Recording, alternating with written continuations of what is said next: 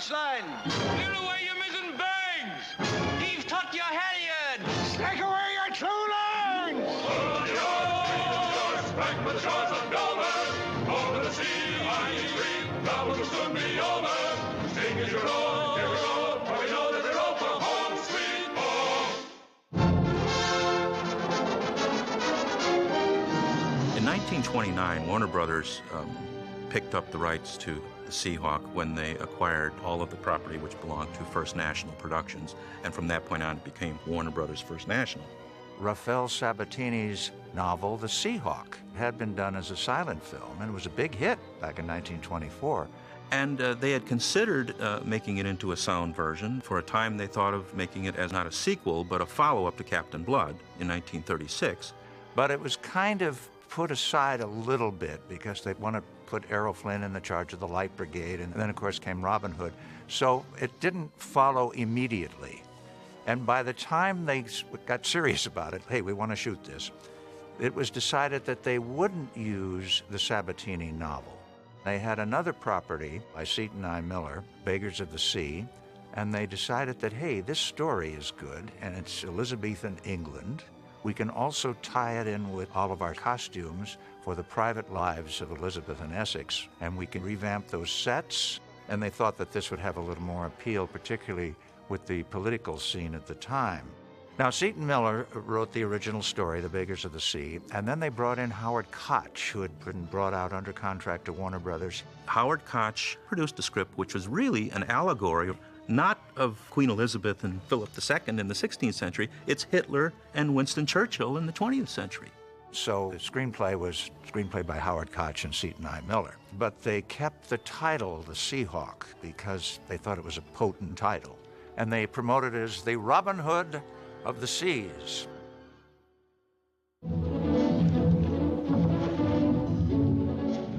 By this time, there had been a few years in between Captain Blood. They gave it a bigger budget, and they also built this extraordinary maritime stage on the Warner lot, Stage 21, which was huge and was capable of being flooded. There was this huge tank. It was called the Deep Water Tank, and it was 12 feet deep.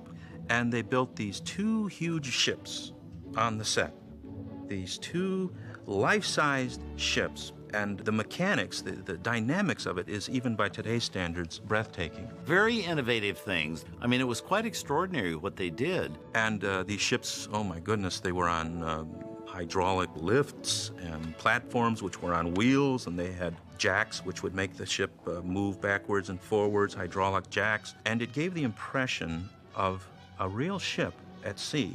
And with the water flooded, people could fall into the water because they would have pits right there, but the rest of the water was maybe, 2 feet, whereas the pits right by the side for the two ships was much deeper, so the stuntmen could fall into the water and you could have your sea battles. And they also used, of course, their so-called miniatures, these 16, 18-foot craft, for the longer shots. And I think it's a great example of how you can make a really exciting film on a soundstage that looks like it was made out at sea or all over the world. The picture was very, very lavish, and much more lavish than Captain Blood. And Mike Curtiz was back doing his number. And then here's Errol, with sword in hand. And so it was a combination, actually, of Captain Blood, Robin Hood, with the physical trappings of the private lives of Elizabeth and Essex. So it was quite an ingenious setup. Well, the Seahawk was always slated as an Errol Flynn vehicle, no question about that. But, there were ongoing problems with Errol and the studio. Errol resented the fact that Warner Brothers used him the way they did. I believe that of all the men, including Humphrey Bogart and James Cagney, at that point, Errol Flynn was the man who drew more people to the box office than any of the other Warner Brothers actors. I'm flattered. But I must warn you against making any false moves. My men will be forced to shoot you. Betty Davis was the queen of the lot. Errol Flynn was actually the king of the lot, but never really given credit for that. He always felt that he was never quite appreciated by Jack Warner. It's very ungrateful of you. Do you realize how few monkeys have a chance to live in a palace? No, that's wrong, come to think of it. There's quite a few of you here already. However, after this, you watch your manners. And if your mistress should happen to take a fancy to you, just put in a good word for me. I think I'm gonna need it.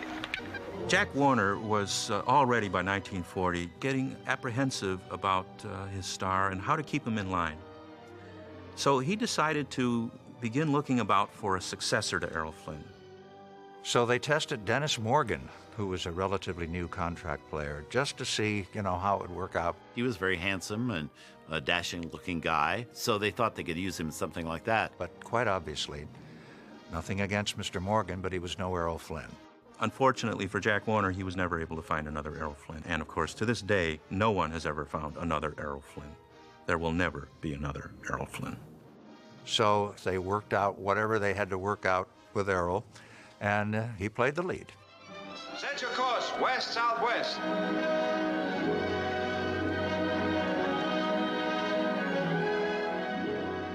On the set of The Seahawk, after one particularly rousing sequence in which Errol Flynn and all of his lusty crew were battling their way with the swords and all of that, the director yelled cut, and Errol Flynn walked down the gangplank, and in front of the whole cast and crew, he mopped his brow and said, "By God, that's the bravest I've ever been." He was an engaging, charming rogue, and he never took himself all that seriously. That's the important thing. He did a very good job with it, but he wasn't trying to play it like he played Robin Hood, and he wasn't playing it like he played Captain Blood. He wanted to give it a slightly different approach, and he did. On The Seahawk, if you watch carefully, there's always a bit of a smile curling up at the edge of his lips, as if he's looking at the audience out of one eye and saying, "Are you really buying all of this?" Oh, by the way, gentlemen, I'd appreciate it if you'd pass the word among the officers and men that I consider their conduct very gallant. Aye, aye, sir. And yours especially, Mr. Pitt. Thank you for convincing the trumpeter. Well, of course, we had to have Alan Hale in support of Errol Flynn in the Swashbuckler and in the Westerns and in virtually everything. And he was the sidekick. And Alan Hale was a wonderful character actor. He'd been around for ages and ages and ages, and he had a great style. He was very flexible. It's a funny thing about sailors, They don't mind a fight if they can see what they're fighting. But you take a mosquito now. What were we saying about mosquitoes? Huh? Oh, there's a whole nest of them here. Beasts have ears. Try holding your breath, Mr. Pitt, and then we won't trouble you. And the audiences loved Alan Hale. Captain, not at all bad. Uncle, my jewels. Now, Brenda Marshall, whose real name was Ardis Anderson, she was a cool Norwegian beauty.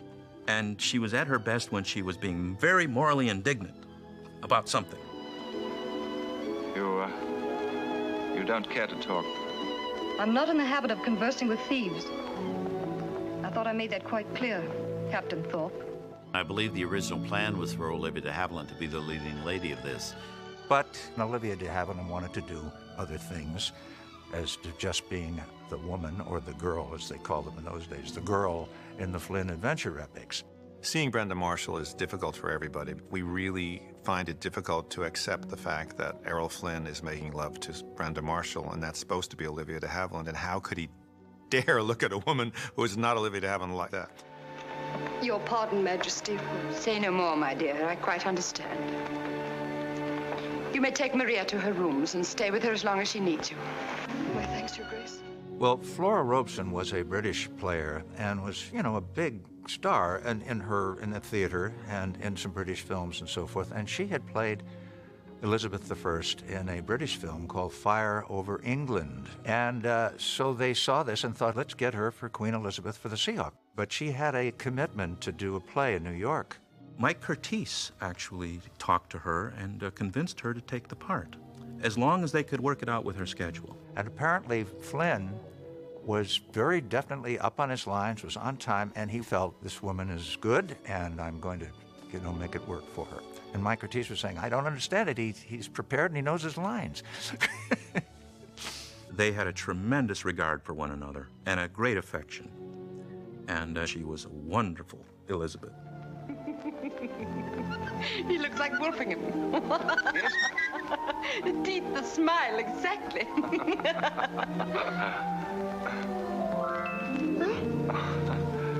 He's very friendly, madam. He won't harm you. You're a rascal. Like your former master. But I'm fond of rascals. Some of them. My goodness, doesn't she make her mark in that film? It came out in 1940, which was 1 year after The Private Lives of Elizabeth and Essex, with Bette Davis as Queen Elizabeth and Errol Flynn as Essex. And it's very interesting, in light of the other Flynn film, to see those two films together, Errol Flynn playing two different characters involved in the life of Queen Elizabeth. Your Majesty.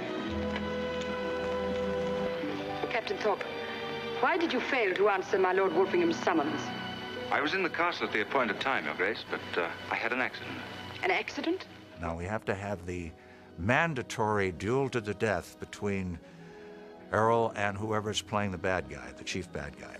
It's not going to be Basil Rathbone this time, although he was considered for the part of Lord Wolfingham. Henry Daniell, a fine actor, was cast. He was a Shakespearean-trained actor, but he had the sad fate of being relegated to these character parts, and almost always as a villain. He was a wonderful adversary, I thought, in The Seahawk to Errol Flynn. Have you 9 lives, Captain Thorpe?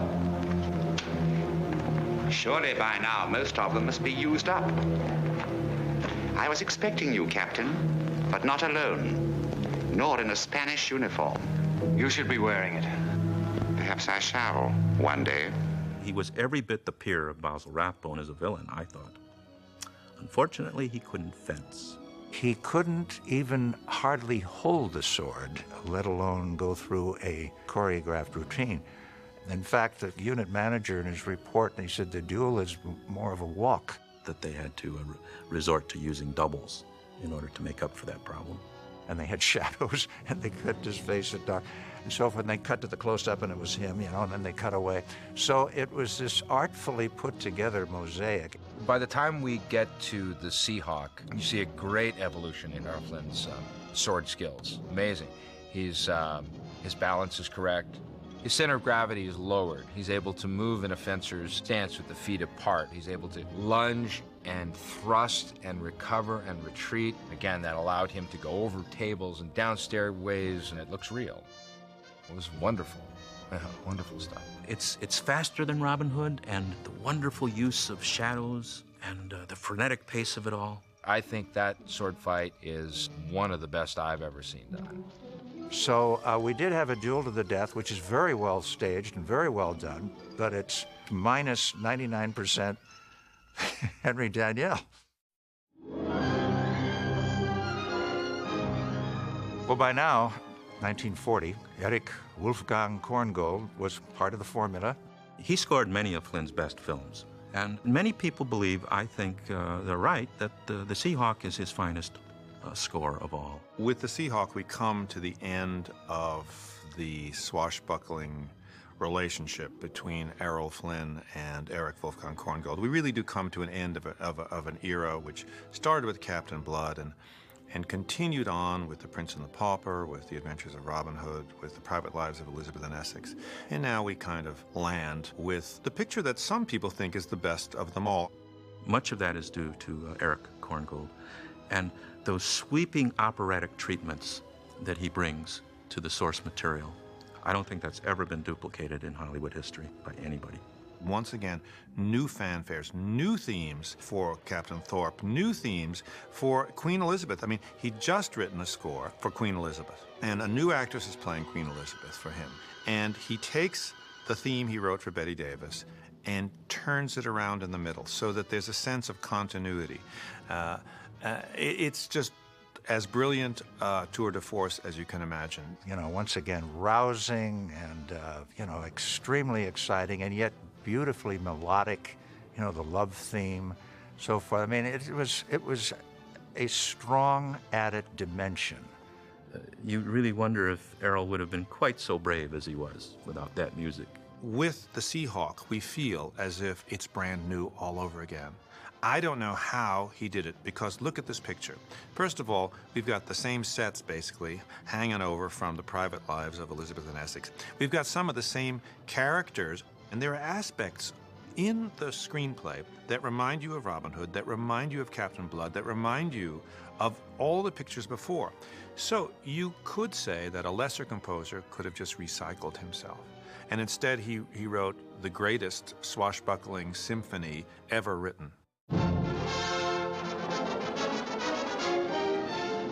People that don't like black and white should always see The Seahawk because it is so magnificently photographed. It's a great sweeping movie, beautifully photographed, and it's got great dash and great excitement, again, great music, and all the elements. And it was done in the grand style, and Warner Brothers did that sort of film at this stage of the game better than anybody. It's a great example of company movie making, where you've got experts in all their fields, and you've got very creative people putting together a formula film because of the Captain Blood formula. They knew it would work, and it does work. It's a great Errol Flynn adventure, one of his many great adventures. Warner's knew what they were doing. So it was very well received by both the audience and the critics. Well, that's very kind of you indeed. I think I can stand the punishment, but I'm very grateful for your concern. I wonder if you can imagine how much it means to me. No, I haven't any notion. It's the kind of movie they don't really make anymore. It's the kind of movie that can only be made if you have a star with kind of the swagger and the matinee-eyed looks of an Errol Flynn. One person once said that there was no schoolboy in America who wouldn't have traded his baseball glove or his bicycle to be Captain Blood, Robin Hood, or the Seahawk. Fight for the shores of Dover, over the sea, high and green, now it will soon be over. Here we go, for we know that we're all for home.